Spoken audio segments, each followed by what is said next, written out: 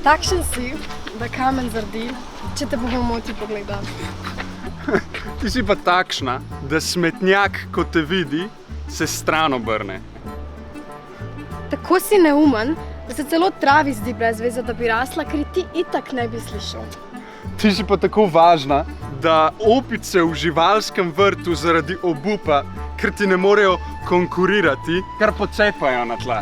Ti pa tako zoparan, da celo koprive, če jih samo omeniš, takoj naredijo samomor. Wow.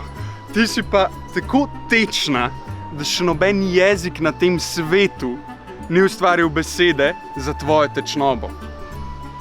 Ti pa tako trmast, da se zemlja prav težko vrti okrog svoje osi, ker si se ti svojo trmo zaparkiral na njem. No, a prideš zvečer na šolsko igrišče? Pridem.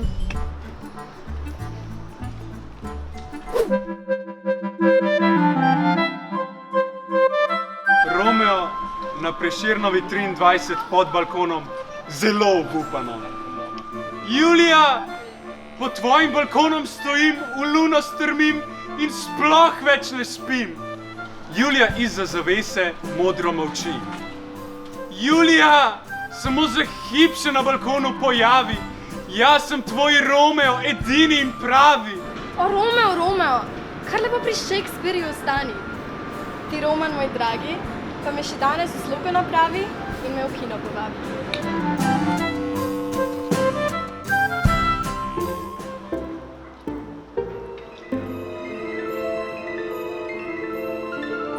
Zjutraj sem se zbudil in sem bil že kar takoj vesel.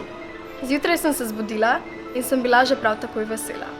Jutro ni samo zato lepo, ker sije sonce, Ker je drevo je tako svetlo zeleno, ker slišim očeta in mamo, kako se smejita, ker pihlja rahel vetric skozi priprto okno, in ker vse diši po dobrem in lepem dnevu.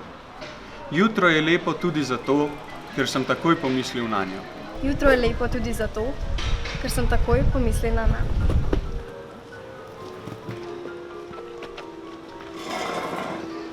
Ja, kako si pa lepa danes. Hvala. Na Slovenskem imamo zelo veliko poezije za male otroke, za najstnike, se pravi za 13, 14, 15, 16, 17, pa pravzaprav je zelo malo te poezije. Tako da se mi je zdelo, da je mogoče fino napisati eno knjigo. Ampak to ni bil glavni razlog. Glavni razlog je bil, da se mi je zdelo fajn, da se spomnim, kako je bilo, ko sem jaz bil najstnik. No, Romeo in Julija v tej knjigi nista iz Verone, ne, ampak sta iz sosedne ulice in to tukaj blizu. Mladi ljudje so vedno Romej in Julije.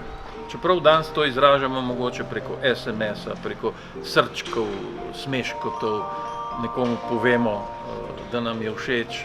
Ampak vseeno, to notranje čustvo, ta občutek vznemirjenosti, ljubezni se pa ni spremenil. In ta knjiga najbrž govori tudi o tem.